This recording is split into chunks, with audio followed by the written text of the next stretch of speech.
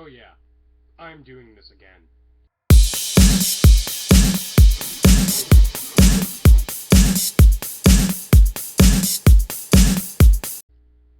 Alright everyone, it is the weirdly proportioned minicon, the planetoid planet buster. It is Transformers Armada Universe Deadend. Or as I like to call him, Planet Buster. You'll find out why in a minute. So yes, this is Transformers Armada not Planet Buster. Deadend Planet Buster. Uh, this is the minicon to a much larger planet former, who will most likely appear at the end of the video or in the next video. Maybe even both.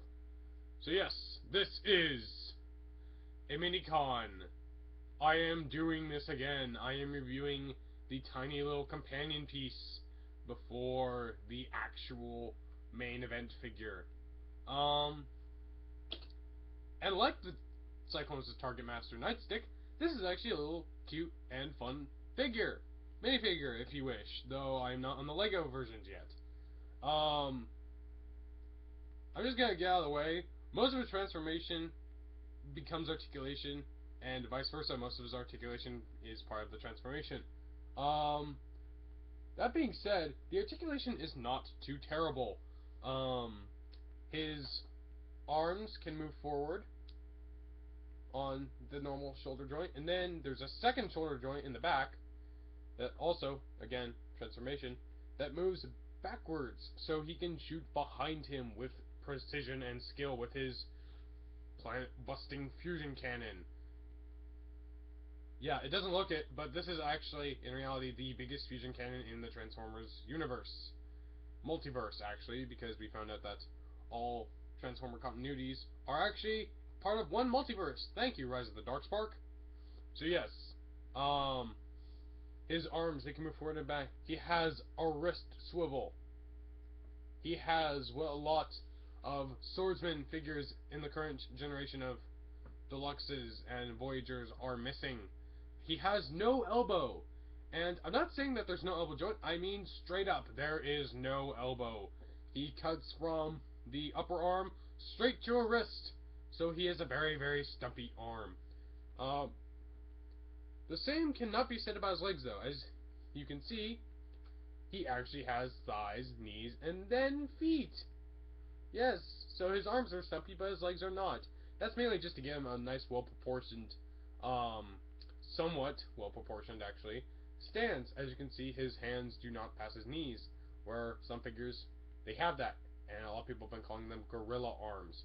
But no, this is around where a normal person's hands would be. And yes, I can see why there is no elbow. That would be kind of hard to incorporate in there. But hey, it's a minicon, so that means we have to excuse the lack of articulation and paint apps. I will cover paint apps right after this, but yes, the rest of the articulation. He has ball jointed toes, however you cannot use them because how he stands. Only like this, and you can even see he is wobbling. This is the best way you can get him to stand. Yeah, no action poses from this guy. His knees are on a hinge. They can move backward at the normal rate, around 45 degrees, and then you can break them almost at a double joint. That's mainly, again, for transformation. But hey, if you want to reenact a fight scene with, like, stop motion or in a, I don't know, some sort of diorama, you can have a minicon break this minicon's knees. Just like Optimus did to Megatron in the forest fight at Revenge of the Fallen. The only difference is this guy probably won't be getting up from that. His hips are on a ball joint, so they can move out that much, in that much. They can go forward pretty good ways. He can look like Matt Smith when he's trying to silly walk. And his legs can go back not even a smallest bit if you have him standing up straight. Because this little piece that I have no idea what to call it, it's kind of part of the alt mode, it blocks his leg movement. So yeah, that is all for articulation.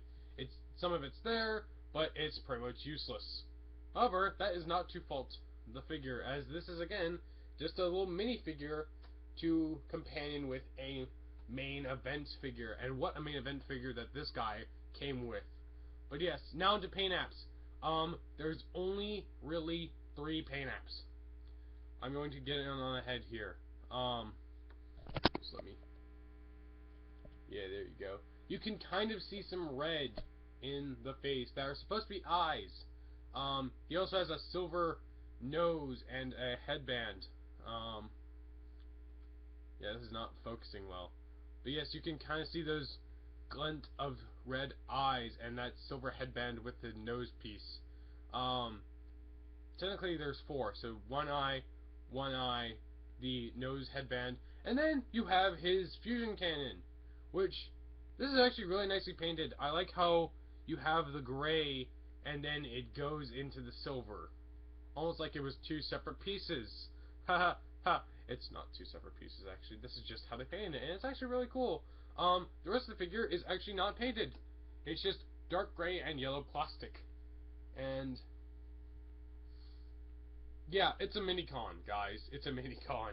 So, again, we kind of have to excuse that, especially seeing as what this guy came with. But we'll get to that in a later video. Probably later on in this video. I'm totally not foreshadowing something at the end that I just popped into my mind. But yes, now we have the robot mode covered. Let's get into transformation. Now, the transformation for this guy is actually pretty simplistic, seeing as, again, he's a mini-con.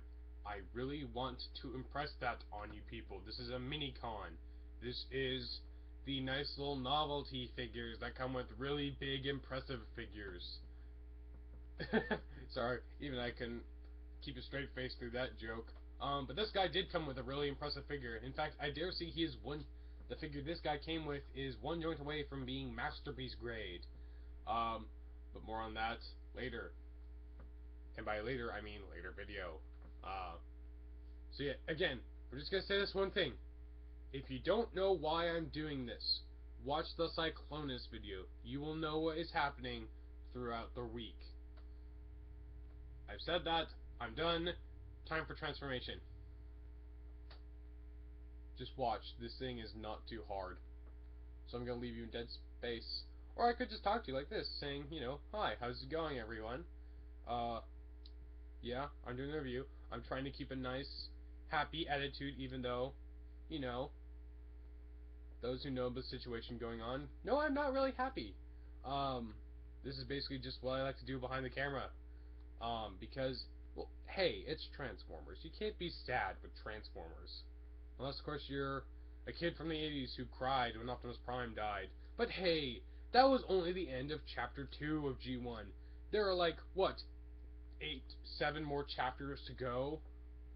Oh hey, look, I got him in his alt mode. Just as I was about to get into the fact that a lot of people misnamed G1. He forms a marble, everyone! Yeah, with a gun. It's a marble with a gun. In fact, you can kind of make it look like, oh hey look, it's like a giant planetoid with a giant duck beam. Huh. Yeah, again, this thing does not stand well. You know, it has a mini-con port. Right there, smack dab in the chest. Oh yeah, and look, visible head syndrome. Haha, ha. You can totally also see his feet. Right there, because of the yellow plastic. So yes. Oh, wow. Look everyone, he's standing. So yes. Deadend. In his, planetoid mode. And if you don't know what a planetoid is, it's basically a small planet. Yes, this guy forms a small planet. I dare say this gun could take out, Earth itself, like, you know, totally, you know, Death Star this thing. I don't know how many people actually remember the Star Wars Transformer crossovers with the Transformer toys and the attack decks, but hey! This could kind of be referencing that, except that I'm pretty sure that came after Armada. I don't know human timelines that well, but, you know, I digress. This is a nice little companion piece to a giant main event figure. whose name I will not say until the next review. I just seem to be missing something. I think I'll just transform into, robot mode so I can figure out what I'm missing.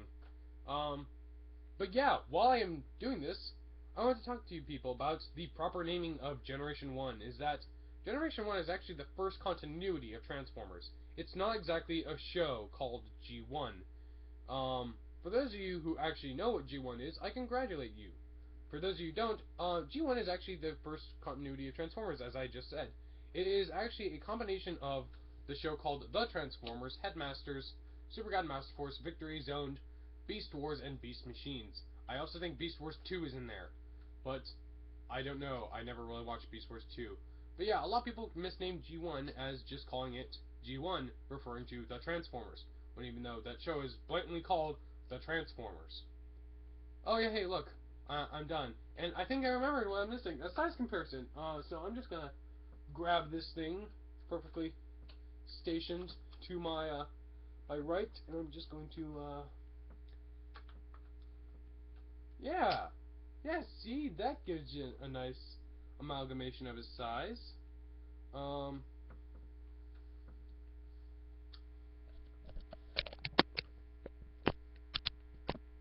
yeah. You know. You know. You know. But yeah. I just said but yeah twice. So yes, you know what's coming up next. Here's a size comparison. Really cute little figure. If you can pick him up on his own and you are big on building minicon collections, I highly recommend you get this guy. He is a nice, cute little minifigure.